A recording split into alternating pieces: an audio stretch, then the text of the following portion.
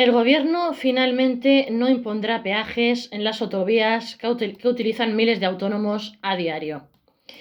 A cambio, España deberá incentivar el transporte de mercancías por ferrocarril. No olvidéis de hacer vuestras gestiones de gestión y asesoramiento de comercio exterior, de comercio internacional, facturación, contabilidad e impuestos aquí en la Gestori y Gestoría. El Gobierno finalmente no impondrá peajes en las autovías que utilizan miles de autónomos a diario. A cambio, España deberá incentivar el transporte de mercancías por ferrocarril. Los autónomos que necesitan usar las autopistas para trabajar han celebrado la decisión del Gobierno de finalmente no imponer peajes como solicitó Bruselas. A cambio, se incentivará el transporte de mercancías por ferrocarril, algo que perjudicará a los transportistas y comerciales pendientes de que el Gobierno descarte por ley los peajes en las autovías. La directora general de Transporte por Carretera ha confirmado a las diversas asociaciones presentes en el Comité Nacional de Transporte por Carretera, CNTC, que el Gobierno descarta definitivamente imponer peajes por el uso de las autovías españolas, tal y como pedía Bruselas.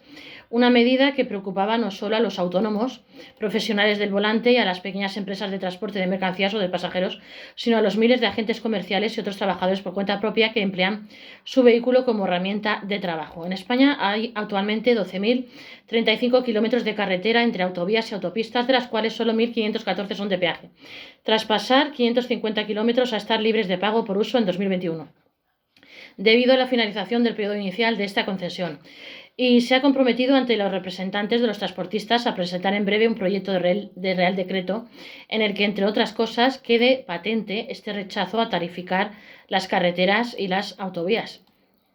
Un impuesto que los profesionales de la carretera denominan popularmente como euroviñeta, en referencia al adhesivo que el conductor adquiere y pega en el parabrisas y que funciona a modo de tarifa plana y que la Unión Europea lleva años impulsando para la red de carreteras de los Estados miembros. Primero con una tarifa basada en el tiempo de uso y después mediante un peaje en base a la distancia recorrida.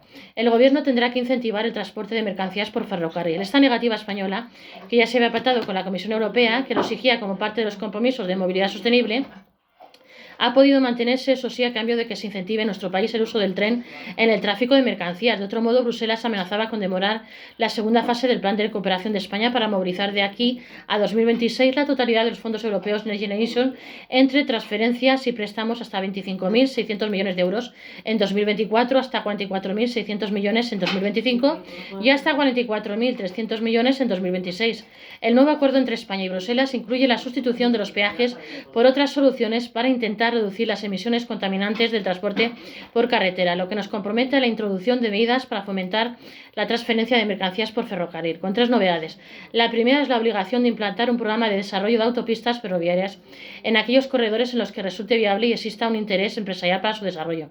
La segunda es la asunción del compromiso de aprobar una bonificación de los cánones ferroviarios para los tráficos de mercancías durante un periodo mínimo de 5 años. Y por último, el que nuestro país desarrolle un programa de apoyo al transporte ferroviario de mercancías con medidas de incentivo para el cambio modal desde la carretera y con un plan concreto de modernización del sector.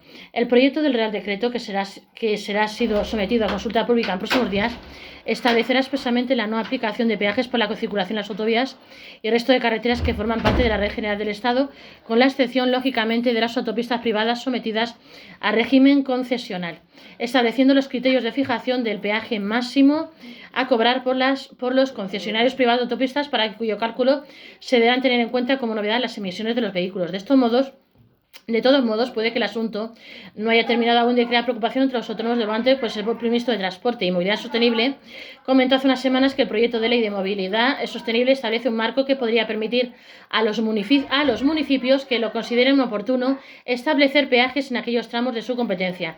Los transportistas veían inasumible la propuesta de Bruselas sobre los peajes en España. Uno y otro ven complicado calcular qué importe anual, siquiera aproximado, podría suponer para el autónomo el detenerse en las cabinas de peaje cada vez que viajasen por una autovía con pago por uso, tal y como se proponía desde Bruselas. En mi zona de influencia, que es Castilla-La Mancha, también la delegación de la Federación Nacional de Asociaciones de Trabajadores Autónomos, ATA, en esta comunidad autónoma puede recorrer cada año una media de 70.000 menos 75.000 kilómetros solo en desplazamientos por trabajo. Pero las rutas son muy variables y comprenden zonas de muchos pueblos y carreteras secundarias, y a ello he de añadirle la euroviñeta. Sería un quebramento enorme, según se valoró.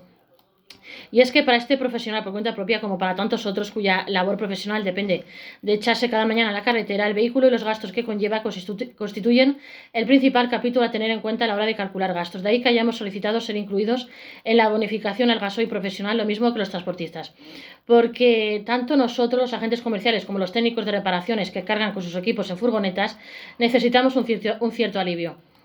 En términos similares, al mencionar que un autónomo del transporte recorre al año cerca de 110.000 kilómetros y que continuar adelante con las pretensiones de la Unión Europea supondría un verdadero peligro para quienes circulen por carreteras secundarias, a donde nos acabaríamos saliendo siempre que fuese posible con la sola idea de esquivar los peajes. Ya pasó en Zaragoza con la Nacional 2 y la AP2, que en cuanto se liberó del peaje multiplicó su tráfico por 8.